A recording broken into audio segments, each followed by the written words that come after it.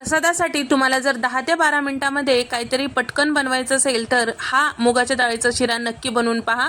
तर भिजवायचं टेन्शन नाही आणि त्याचबरोबर कमी तुपामध्ये बनते. 2 कप मुगाची डाळ स्वच्छ ओल्या कापडाने पुसून घेतलेला आहे आणि मिक्सरला छान रवाळाचा फिरून घेतलेला आहे.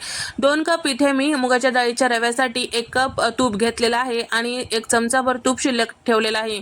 छान असं कढईमध्ये आपल्याला तूप टाकून हे रवा टाकून छान असं भाजून घ्यायचं आहे कलर चेंज होईपर्यंत. या शिऱ्याची चव दुप्पट करायची असेल तर 50 ग्राम इतकं यामध्ये खवा टाकायचं. छान भाजलं की मग लास्टला आपल्याला खवा टाकायचा. खवा टाकून आणखीन थोडा वेळ भाजून घ्यायचं आहे. रंग चेंज झालं की यामध्ये आपल्याला पाणी टाकायचं आहे. 3 कप पाणी यामध्ये टाकून घेत आहे आणि टप्प्याटप्प्याने पाणी टाकायचं आहे, एकदाच टाकायचं नाही. तुम्ही दूध सुद्धा वापरू शकता. तर या ठिकाणी आता पाणी टाकलं की सगळं मिक्स केलं की 2 कप साखर टाकून घेतलेलं आहे. जेवढं मुगाची डाळ होतं तेवढं इथे मी साखर टाकून घेतलेलं आहे. सगळं छान व्यवस्थित मिक्स करायचं. झाकण लावायचं. 1-2 मिनिटांसाठी वाफून घ्यायचं कमी गॅसवर. त्यानंतर यामध्ये ड्रायफ्रूट टाकायचं आवडीप्रमाणे. लास्टला शिरा तयार झालं की शिल्लक राहिलेलं चमचाभर तूप वरतून टाकायचं. म्हणजे या शिऱ्याला छान चकाकी येते.